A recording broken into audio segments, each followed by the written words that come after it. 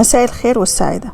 النهاردة في مدينة الإسماعيلية، وهنزور معلمين مهمين جدا من أهم المعالم الدينية الموجودة في محافظة الإسماعيلية، واللي بيعتبروا من الآثار واللي أي حد رايح الإسماعيلية لازم يزوره. وأول مكان هنروحه سوا هو المسجد العباسي اللي اتبنى سنة 1898، يعني من حوالي 122 سنة، وده كان على إيد الخديوي عباس حلمي الثاني سابع أحفاد محمد علي باشا. ومسجد العباسي اتبنى بعد حفر قناة السويس على طول، وده علشان زيادة العمران وتجمع العاملين والسكان حوالين قناة السويس. وكمان المسجد اتبنى على الشكل العثماني، أخذ الطراز العثماني في العمارة الإسلامية. وفي سنة 2012 هيئة الآثار عملت بعض الإصلاحات والترميمات في المسجد، وده علشان كانت جدرانه وأجزاء من السقف ابتدت تقع وابتدت تتهالك. وجامع العباسي من أهم الجوامع اللي موجودة في إسماعيلية، مش بس عشان القيمة الأثرية بتاعته، لكن هو كان أول وأهم محطة تجارية بمحافظة الإسماعيلية، بمعنى أن هو كان في ناس ابتدوا أن هم ييجوا بالجمال بتاعتهم. ده طبعا كان أول ما أنشأ يعني، وكانوا بيجوا كانوا بيفترشوا البضائع بتاعتهم حوالين المسجد، وكان هو يعني عامل زي سوق عكاظ كده في السعودية. فبالتالي كان منطقة جذب لكل التجار، ويفرشوا بضايعهم ويبتدوا يبيعوا في المكان دوت. ومع الوقت المنطقة دي بقت أهم محطة تجارية في محافظة الإسماعيلية، واتسمت بحي المحطة الجديدة، اللي كان معروف وقتها أن محطة السكك الحديدية هي المحطة الوحيدة، لكن المحطة التانية في محافظة الإسماعيلية هي المحطة التجارية الجديدة اللي موجودة عند جامع العباسي. المسجد مشيد على الطراز المملوكي او الاسلامي، هتلاقوا اللي هو شبه المساجد اللي موجوده في القاهره، ميدان القلعه والخليفه والحاجات دي، رغم اللي هو مبني في 1898 في عصر يوسف محمد علي، مش العصر المملوكي. الزخرفه اللي انتم شايفينها دي، المدانيك الصفراء والحمراء، دي اسمها المشهر، زخرفه المشهر. لو هي بيضه وسودة بتبقى اسمها ابلة. هتلاقوا المساجد المملوكيه بره يا اما شرايط بيضاء وسوداء، ودي كانت منتشره في سوريا، او حمراء واصفر، ودي كانت منتشره في القاهره في العصر المملوكي.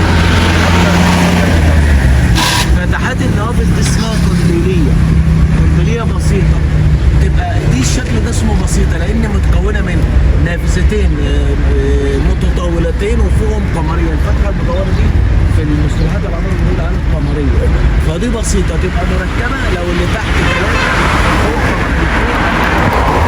مثلث.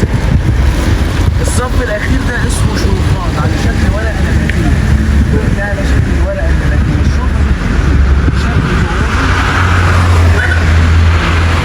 يعني اشاره للراس ده طبعا بيستخدم كسور عشان المؤذن او العمال ما يقعوش، كان لها وظائف زخرفيه ووظائف تشغيل.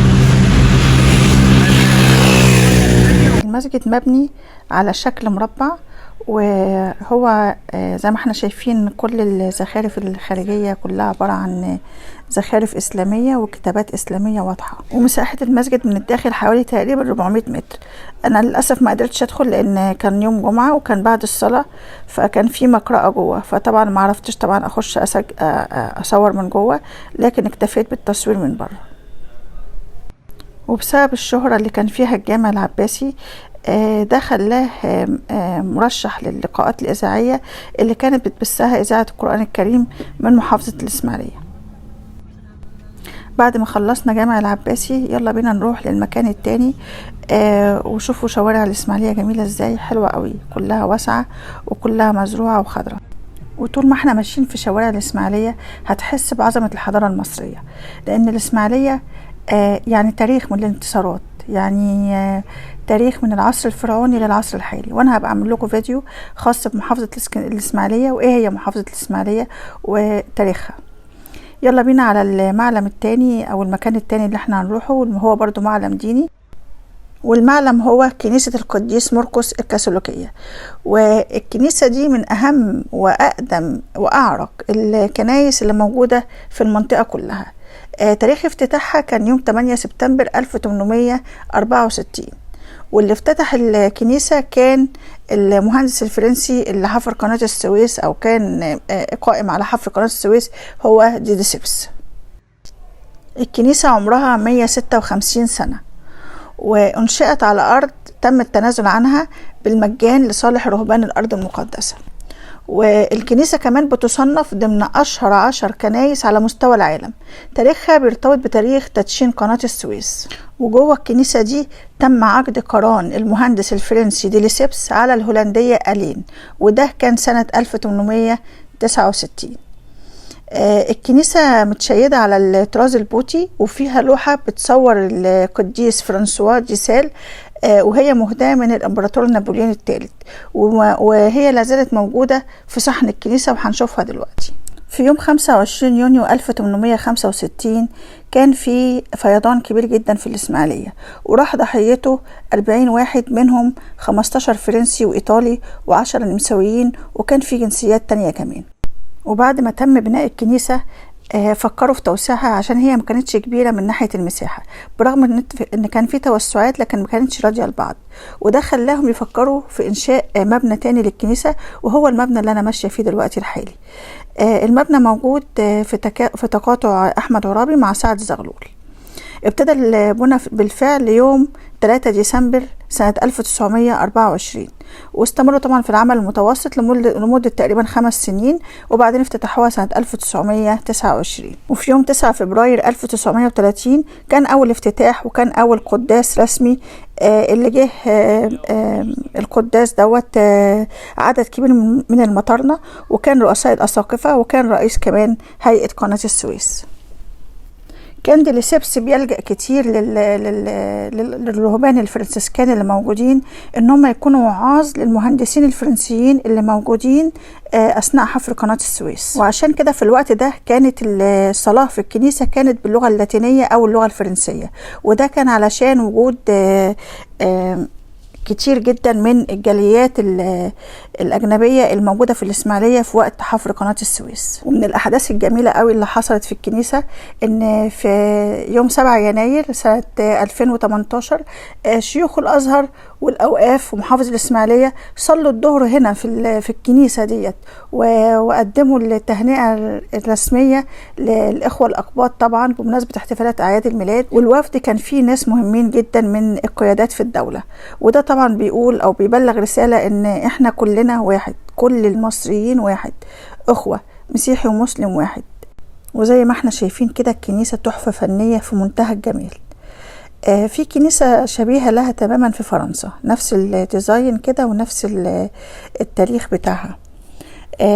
الكنيسة الحقيقة فيها لوحات كتيرة جميلة جدا، وكمان فيها حاجة مهمة جدا وده اللي بتتميز بيها، ان هي فيها مغارة بتمثل المكان اللي اتولد فيه المسيح. والمغارة دي المفروض انها بتمثل المكان اللي اتولد فيه السيد المسيح، الوقت اللي ذهبت فيه السيدة مريم لبيت المقدس، فقعدت في مكان، فالمكان دوت هو متصور موجود جوه الكنيسة هنا. زي ما احنا شايفين كده السقف بتاع الكنيسة معمول من الخشب بدقة جدا جدا، الحقيقة تحفة. الجامع العباسي أو زي في العمارة الإسلامية منتشرة دي طبعا للإضاءة والتهوية داخل الكنيسة. هتلاقوا 4 دوائر في كل زاوية فيها 4 رسومات بيمثلوا ال4 أناجيل، إنجيل متى ومرقس ولوقا ويوحنا. كل إنجيل له رمز.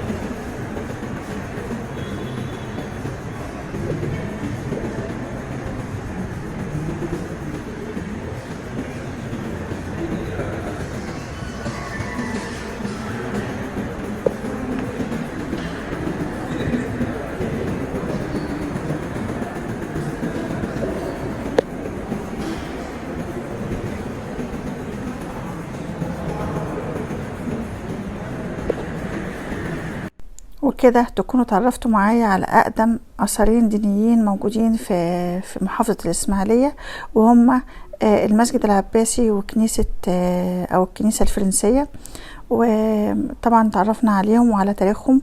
أتمنى أن أنا أكون بفيدكم بحاجة جديدة، وأتمنى أن انتوا تبقوا شغوفين زي كده بان انتوا تتعرفوا على اماكن جديده، ونتعرف على بلدنا واثار بلدنا ونستمتع بيها ونعرف بلدنا كويس. الاسماعيليه مدينه جميله، انا هعمل لكم عليها فيديو بعد كده، واتمنى ان انتوا يكون الفيديو ان شاء الله عجبكم وتكونوا استفدتوا منه. وما تنسوش بقى تعملوا لايك وسبسكرايب وتفعلوا زر الجرس عشان يوصلكم كل جديد، ويا ريت تكتبوا لي كومنتاتكم. اشوفكم فيديو جديد ان شاء الله. باي باي.